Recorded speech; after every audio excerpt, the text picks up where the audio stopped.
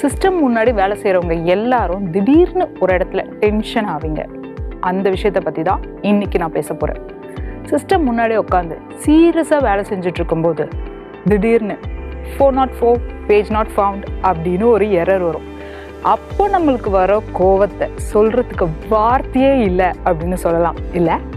ஆனால் இந்த 404 ஏன் வருது, ஏன் அது 404ன்னு வருது, 401 இல்லை 500ன்னு இல்லை, எனக்கு அதை யோசிச்சிருக்கீங்களா? இதுக்கு பின்னாடி ஒரு ரொம்ப ரொம்ப இன்ட்ரெஸ்டிங்கான ஒரு ஃபேக்ட் இருக்குது, ஒரு ஹிஸ்ட்ரி இருக்குது. பார்க்கலாமா?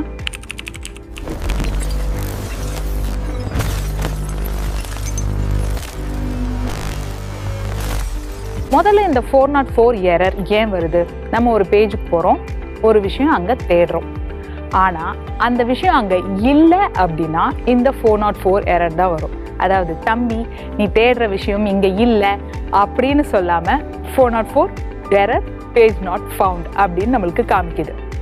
கம்ப்யூட்டர் ஆரம்பித்த காலத்துலேருந்தே, இந்த கம்ப்யூட்டரை நம்ம உபயோகப்படுத்த ஆரம்பித்த காலத்துலேருந்தே இந்த மாதிரி ஏகப்பட்ட எரர்ஸ் வந்துட்டு தான் இருக்குது. ஞாபகம் இருக்கா?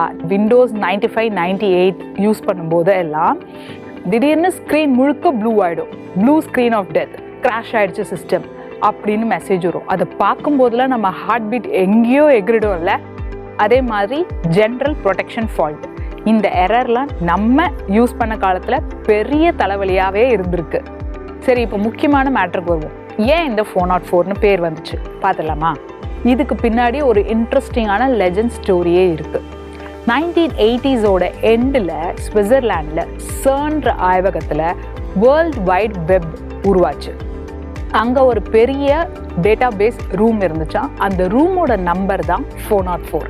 இங்கே தான் விஞ்ஞானிகள்லாம் உட்காந்து டேட்டா பேஸ் இன்ஃபர்மேஷன்லாம் ஷேர் பண்ணிட்டு இருப்பாங்களாம். யாராவது தெரியாத இன்ஃபர்மேஷன், இல்லாத இன்ஃபர்மேஷன், தப்பான இன்ஃபர்மேஷனை கேட்டால் ரூம் நம்பர் 404ல் இது இல்லை அப்படின்னு சொல்லுவாங்க. அதனால தான் இந்த எரருக்கும் 404ன்னு பேர் வச்சதா சொல்லப்படுது. ஆனால் நிஜமான டெக்னிக்கல் ரீசன் என்னன்னு தெரியுமா? இது முழுக்க முழுக்க ஒரு லாஜிக்.